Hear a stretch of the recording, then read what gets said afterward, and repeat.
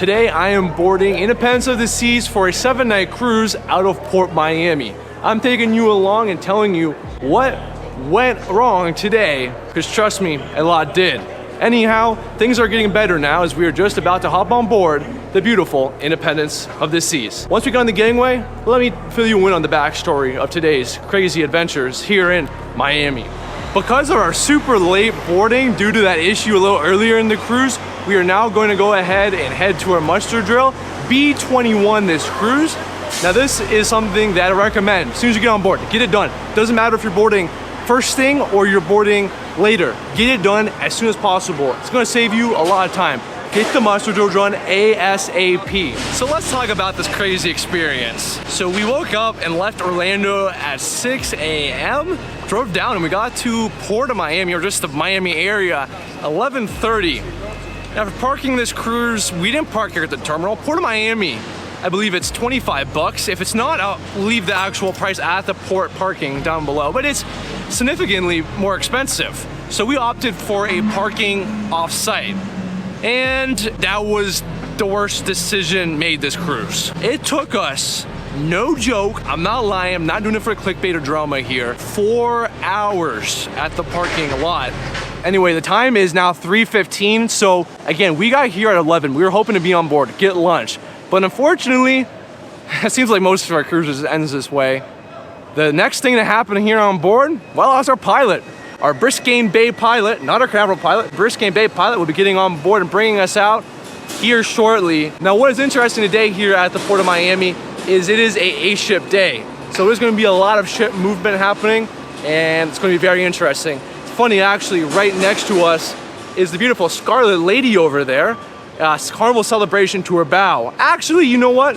Let's go ahead to the bow and see the Carnival Celebration. Now, if this isn't a closer view to the celebration, I don't know what you can ask for, because we are legit 50 feet from our bow to the stern or the aft of the celebration. You actually see Bolt is running, can't see in the shot now, but it was just going around the track here. Super neat.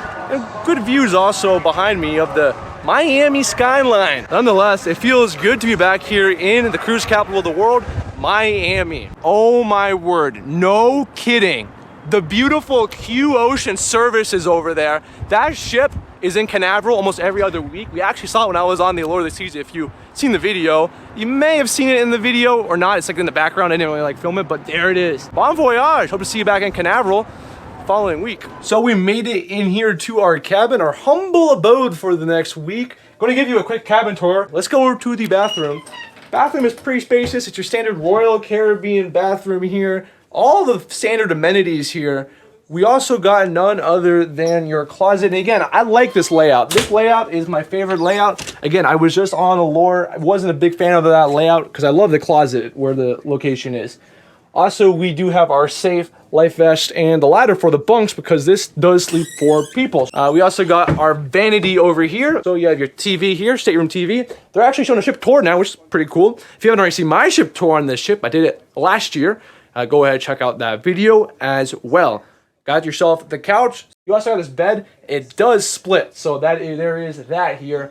And then, of course, your bunks. So that's a quick little cabin tour. I know it's quick and to the point, but again, we're leaving here shortly. It's pretty much sail away here in the next 15 minutes or so. So let's go ahead and see you out there for sail away. So our pilot got on at 4:30 and we are off the dock right now. Carnival Celebration is right there, super cool, and Scarlet Lady behind us right here. Super neat seeing these amazing ships here. We're gonna go ahead and roll this sail away montage here. See you on the other side.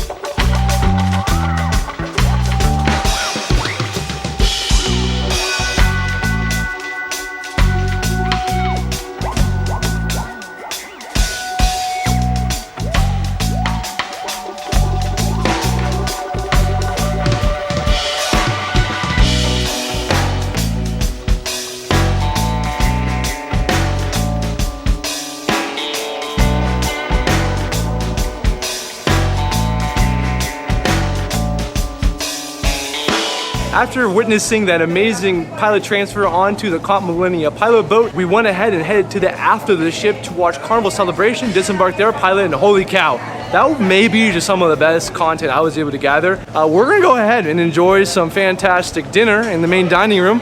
8:30 tonight, which is a little late, but going ahead and seeing how that happens here on board the Independence of the Seas. We have changed now, got our not formal attire, or casual attire here on, and we are heading to get a drink at Johnny Rockets, our nightly tradition. If we got ourselves a milkshake, our nightly tradition here. Fantastic service and a fantastic environment. Love this Johnny Rockets. A lot more chill and kind of the experience I enjoy here on the Independence of the Seas, right? Not too busy. On the other ships, Allure, crazy busy. After that amazing milkshake at Johnny Rockets, we walked around the ship and hung out actually at the Schooner Bar. And I didn't film any of that because they were having music trivia, and well, if it has the word music in it, you know it was copyrighted. So anyhow, we are now going to go ahead and head down to deck 5 to the dining room to get something to eat. Again, we have the later option as of right now in terms of our seating time. So we're going to go ahead and show you that. And again, I haven't ate at the dining room in the past few cruises, so this is going to be an interesting experience here. So let's go ahead and dig in at the MDR. So we found our table here in the main dining room now, and we're going to go ahead and dig in. We got our appetizer, the Caesar salad. It is super great here. I had it in the past, so you already know my review. If you haven't already, you know, I've linked this as part of a playlist, the Independence of the Seas 2023. You can go back and watch one of the original videos to see my full review. No joke, previous cruise videos, I went full in-depth onto the food, so I'm not gonna do that this cruise around. So if there is new menu items, I will showcase it. Like, I think I'm getting steak for dinner, which we'll get to in a minute. So we'll see you. That's the steak. Speaking of that steak, here it is right now. It looks cooked really well, which is interesting, is they now moved the sour cream and other condiments on the tray, and compared usually in the past with, you know, way back, kind of before the whole shutdown, they used to come out and bring it to you, but now it's on the plate. So it looks really good. I'm not gonna give you my full review. I'm gonna recap it once I leave this restaurant. The final course of the evening, our cheesecake, the royal cheesecake at that, is here. You already know my review from my previous Independence of the Seas video. Again, I keep plugging it because you should check it out. It's the board day insanity out of Port Canaveral.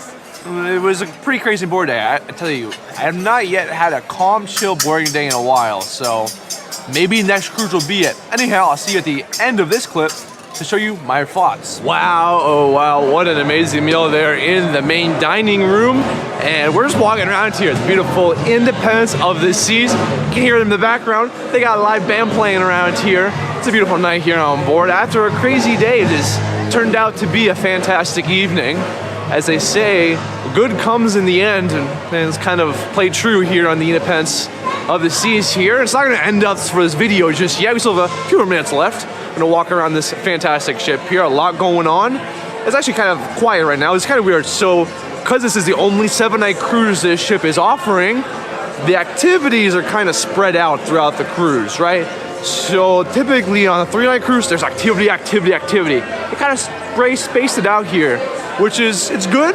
It's also not like great, but it is good that they have activity spaced throughout, because you get a chance to do some activities that typically, you know, very action-packed, where you don't have a chance to go to every single activity during these 3-night cruises, but you have it on a chance here on the 7-night. Now again, Independence has moved to 4 and 5 nights, but this is a rare 7-night. Now I'm not sure the reason behind it, because she's been to Miami for a few weeks, so it's not like this is a filler cruise, but I'm not 100% sure. But anyhow, it's still cool because I'm on here 7 nights.